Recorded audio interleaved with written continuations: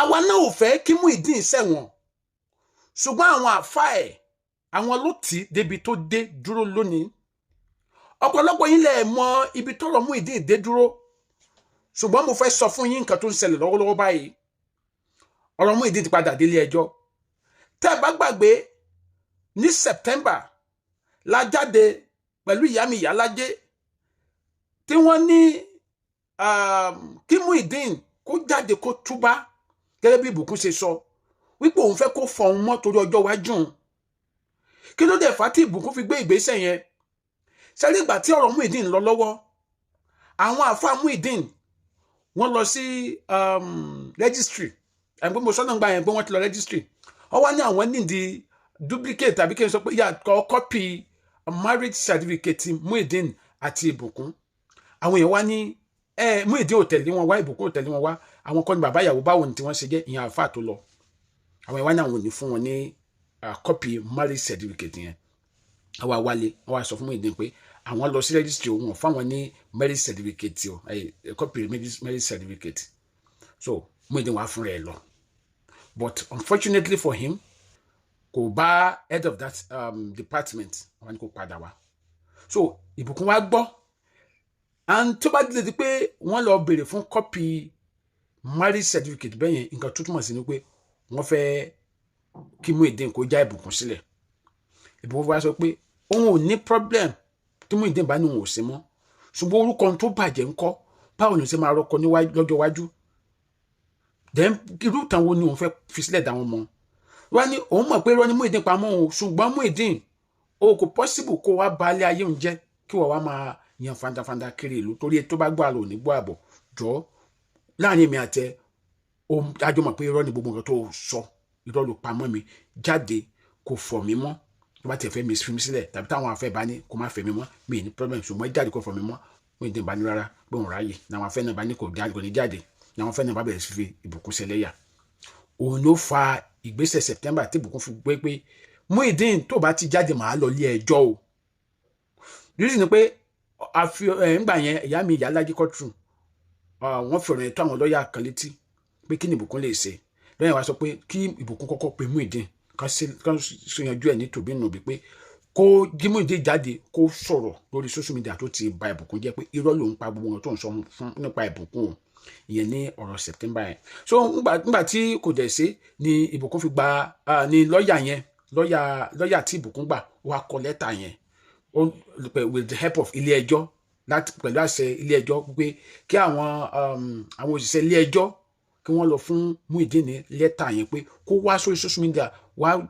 sọ wá fẹ́ ní ẹ̀ túbá lórí nǹkan tó sọ Muideen dẹ̀ gba lẹ́tà yẹn lọ́wọ́ àwọn agbèfọ́ba ó gba lẹ́tà yẹn ṣùgbọ́n wáyà wà lẹ́nu pé ìjọ́ kejì Muideen wà ní òun gba lẹ́tà rẹ̀ pé àwọn yẹn ló ṣe kíni wọ́n fọ́ signature kéèsì yẹn wà nílẹ̀ tí ìyàwó Olúṣọlá Yusuf náà sọ pé kò gba lẹ́tà kankan wọ́n parọ́ mọ́ ni now àwọn yẹn irú ìdí máa jẹ́jọ́ yẹn o ní àwọn òṣìṣẹ́ kóòtù forge certificate ọjọ́ pé wọ́n forge signature ọjọ́ pé fún àwọn oníwọ̀n fún ẹni lẹ́tà ìyẹn wà mẹ́ that was September nìyẹn ṣẹlẹ̀ last September yẹn àti wọn dókè Muideen jáde wá sórí social media kó wá pẹnu ara ẹ̀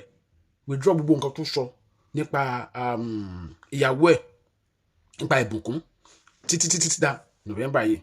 Ìbùkún dẹ̀ fẹ́ tẹ̀síwájú nípa ìgbésí ayé tiẹ̀ Ìbùkún fẹ́ tẹ̀síwájú nípa ìgbésí ayé tiẹ̀ so àwa wò pé kò wá kánà lọ sẹ́wọ̀n ìyá mi Ìyálájé courtroom kí abiyamọ gidi ni kò wú kí Muideen sẹ́wọ̀n ìyá ẹ̀ tẹ́kọ̀ gbé ìgbésẹ̀ kan ó pé mọ́fìtì Manchester tó jẹ́ bàbá man tí wọ́n tó ra màálù tó fi ṣe wedding Ìbùkún àti kìnnìgbà yẹn ó pè pé tí àwọn tó ra màálù yẹn ó sà pé mọ́fì Manchester yẹn wà láwọn tó ń sponsor Muideen àtàwọn àfáà ara àwọn tó ń gbé ẹ̀sìn mùsùlùmí gan ni ìyá àwọn ló mú Muideen kó lọ́dọ̀ Àgbàlá Gabriel àwọn ni bàbá sàlẹ̀ Muideen ìyá àmúrántí wá pè pé bàbá mọ̀ pé èèyàn gidi ní ẹ̀dẹ̀ nílẹ̀ àkáyè Muideen gba lẹ́tà tó ní wọn ò gbà tó ní wọ́n forge signature ni pé forgery ni pé ó gbà o pé ẹ sọ fún Muideen kó jáde kó wá sọ̀rọ̀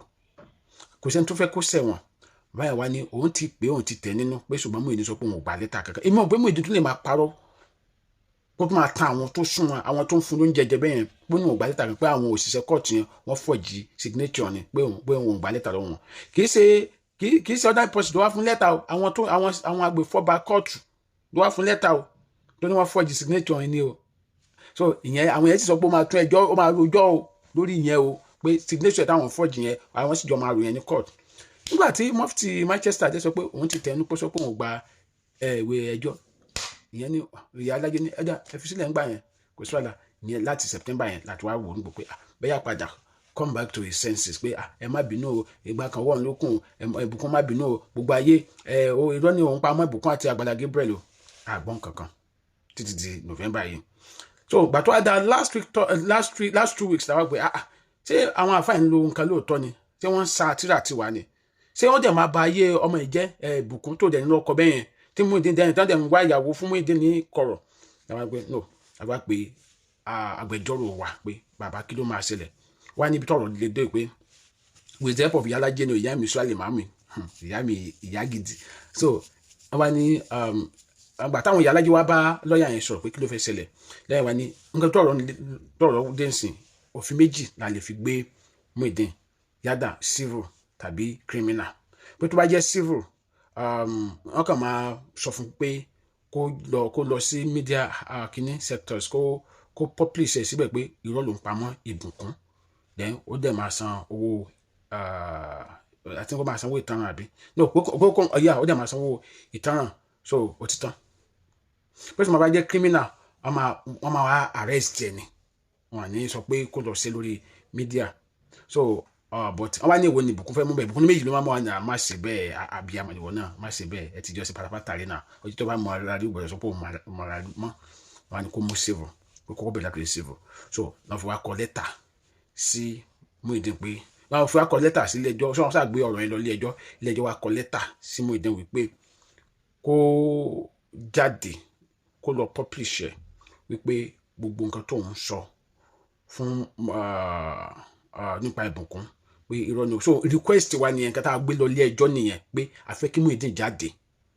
kó sọ wípé gbogbo ohun tó ń sọ nípa ìbùkún irọ́ ni kó dẹ̀ publish ẹ̀ sí newspapers then kó dẹ̀ sanwó ìtanràn 50M kó sanwó ìtanràn 50M àdẹ̀fún ní gbèdéke ọjọ́ then àwọn ẹ̀sọ́ gbé ẹ̀ àwọn àfa ẹ̀ àwọn náà máa gbàwé tiwọn ìyàwó Olúṣọlá Yusuf tán ní àwọn máa ra tíkẹ́ẹ̀tì wa tẹ́nibọ̀dì bá pé Muideen lẹ́jọ́ ìyá ẹ máa bọ ẹ tẹ̀ lọ book tíkẹ́ẹ̀tì yín o àwọn àfáà mi gan bí tọ̀rọ̀ ló máa yẹ kẹ́lò mi tẹ̀ta lé kéwé ẹ̀sẹ̀ ìjọba ẹ̀ torí gbogbo wọn pátápátá la máa sáfù lẹ́tà then ẹni tó mo gbàgbọ́ kíní kan Púpọ̀lá tó kó play voice yẹn ní TikTok ẹ̀ voice tí ìbùkún ti tí wọ́n play conversation ìbùkún àti Muideen tí wọ́n play tán yẹn ó náà máa gba lẹ́tà ó máa wá complain nílé ẹjọ́ àwa defend nǹkan tó play iléeṣẹ́ gbóhùnsáfẹ́fẹ́ àwa play kìíní yẹn ṣùgbọ́n wọn ló máa gba lẹ́tà a dẹ̀ sọ fún wọn pé torí pé wọ́n ṣe ìwádìí wọn àtàwọn àfáà yẹn àwọn àfáà tẹ̀blí kò ní sọ̀rọ̀ kòtò bẹ́ẹ̀ yẹn torí pé wọ́n ṣe ìwádìí wọn bó ṣe tó àti bó ṣe yẹ tí wọ́n pawọ́pọ̀ pẹ̀lú Muideen láti bà ìbùkún lórúkọ jẹ́ a request fún 55M lọ́wọ́ gbogbo wọn so nǹkan tí a gbé síwájú ilé ẹjọ́ nìyẹn so bàtú wá di last 2 weeks àwọn agbèfọ́ba again wọ́n wá mú ìwé ìpẹ̀jọ́ yẹn lọ bá Muideen ní ọjọ́ Thursday wọn wá bá Muideen lé ṣé ń gbọ́ mi gbà tí wọn wá bá Muideen lé ní wá ní àwa fún ẹni tí àwọn bá níbẹ̀ àwa wá bá ìyá mi màmí ìyá mi Ìyálájé àyàwá nínú ẹ má jẹ́ kí àṣàṣì àwọn ará bíi mú yín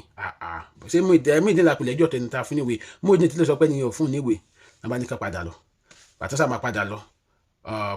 wọn wá bá Muideen normally wọ́n ní every Thursday náà pé ó máa ń lọ sọ́dọ̀ àwọn afáàdó máa ń lọ sí TikTok tó máa ń ṣe tó máa ń dé fìlà bíi tí ajá yẹn so nígbà tí wọ́n wá padà lọ wọ́n wá bá ní bá ní kí Muideen gba ìwé ẹjọ́ bí Muideen ṣe kú ó bá sọjà sílẹ̀ pẹ̀lú àwọn agbèfọ́ba tó lọ nìyẹn ó ja ìjà yìí pẹ̀lú wọn màní tó fẹ́ fasọyà mọ́ wọn lọ́rùn màní tó ń wùwà ọmọ gáràjì gidi pẹ̀lú wọn màní ẹ̀yin ọmọ ara gáràjì má bínú tó wùwà ọmọ gànfẹ́ kí n sọ bẹ́ẹ̀ ó wùwà ọmọ gànfẹ́ gidi pẹ̀lú wọn màní tó yarí màní tó gbéjà kù wọn lójú ẹ̀ pé làwọn èèyàn bá pe ilé ẹjọ́ pé ẹni tẹ́ni káwọn lọ fún ní ìwé ìpẹ̀jọ́ o ó ti mú àwọn ilẹ̀ o ó ti fẹ́ yaṣọ mọ́ àwọn lọ́rùn àwọn ìwà ní ẹ má bàjá o ẹ má bàjá ẹ má padà bọ̀ so nígbà tí wọ́n wá dé àwa wò pé kí ni a lè ṣe àwọn ìyá mi wá ní ó dà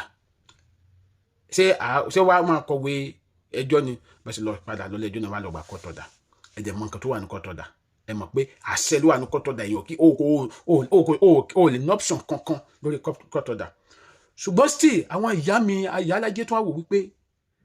tábà ló kọ́ nǹkan tó wà ní kọ́tọ̀dà àwọn èèyàn tó sọ wípé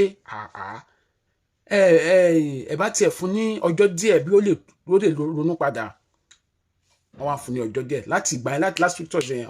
every time wọ́n máa ń lọ lọ́n sàn bí pé wọ́n fi wé yẹn bẹ̀rẹ̀ pé Muideen gbàgbé àwọn àfáà tó ń tẹ yìí tó bá ṣẹlẹ̀ tí wọ́n máa sá Olúṣọlá Yusuf màmí Olúṣọlá Yusuf tán ní àwọn mọ́ra tíkẹ́ẹ̀tì wá tẹ́lẹ̀ bọ́dù bá gbé lọ ilé ẹjọ́ ìyá ò ní wálé àmọ́ wọn ìyá tiwa ní wọ́n sàn sọ fún Muideen bẹ́ẹ̀ wọ́n sàn sá lọ fún pé torí awo ò fẹ́ kó tẹ̀wọ̀n àjẹmọ́ pé 50 million tá béèrè 50M tá béèrè ó ní àjẹbẹ́ kó owó yẹn tó jù bẹ́ẹ̀ yẹn lọ. Aṣáàdúpẹ́ pé Muideen ti gba ìwé ẹjọ́ ní ìjẹta, ó ti gba ìwé ẹjọ́ ní ìjẹta báyìí yà ó ti gba ìwé ẹjọ́ ní ìjẹta o. So nǹkan tó lè wà ní ìwé ẹjọ́ yẹn náà ni pé ọ̀rọ̀ civil láti fi mú o, ọ̀rọ̀ civil láti fi mú o àti fi ọ̀rọ̀ criminal case gbé o. Tòlẹ́ tó wá jẹ́ táwa fi criminal case sí ó máa padà sẹ́wọ̀n wàá fẹ́ kó sẹ́wọ̀n. Wọ́n ní pé gbogbo nǹkan tó sọ ń bukú nípa ìbùkún tó dóun gan dẹ̀ mọ̀ pé irọ́ ni kó padà lọ sí kó lọ publish padà sí àwọn newspaper pé irọ́ lòun pa o, irọ́ lòun pa o, kó dẹ̀ túbá. That is number 1. Number 2 ó ní wípé lẹ́yìn ìgbà yẹn a wá sanwó ìtanràn tó jẹ́ 50M, a sanwó ìtanràn 50M ó jẹ́ number 2. Number 3 ni fídíò TikTok wọn yẹn tán play conversation àti ìbùkún tí wọ́n play tán yẹn wọ́n gbọ́dọ̀ play ẹ̀ àfẹ́ gbọ́ tán. Number 4 ni àwọn ọmọlẹ́yìn àwọn oníṣòkòtò bẹ́ẹ̀ ẹ̀ àwọn náà wọ́n wá káwọ́ pọ̀nyìn ro ẹjọ́ tiwọn náà. Gbogbo tí ìkan ti sọ pé ó máa dún o ìrìkìrì pásítọ̀ máa kó bá sùn fún ìyàwó Muideen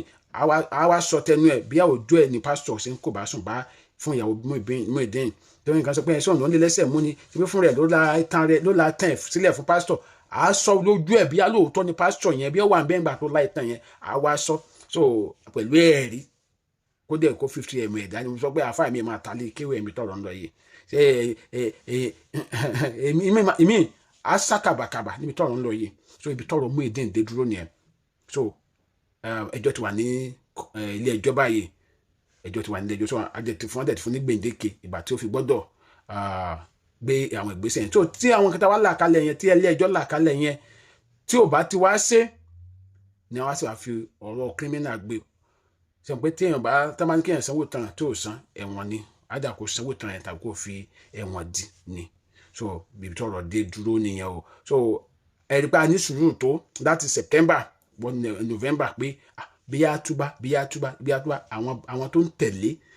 kò sí èèyàn tọ́lọ́run jẹ́ kó ronú láti sọ pé ìwọ ọmọ ìwọ náà lọ túbá. So wọ́n ti sùn débi tí wọ́n fẹ́ sùn dé. Ẹ̀yin olólùfẹ́ wa ó jẹ́ ibi tọ̀rọ̀ dé dó lórí Muideen o. Kẹ́ mọ̀ ní ṣé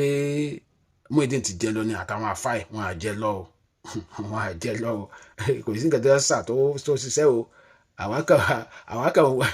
kò sí nǹkan tó àwọn kan àti rí àwọn kan mo tẹ̀ ní àfáà mi bíi méjì kan tó ń sọ pé Muideen kọ́ mo ní àwọn ní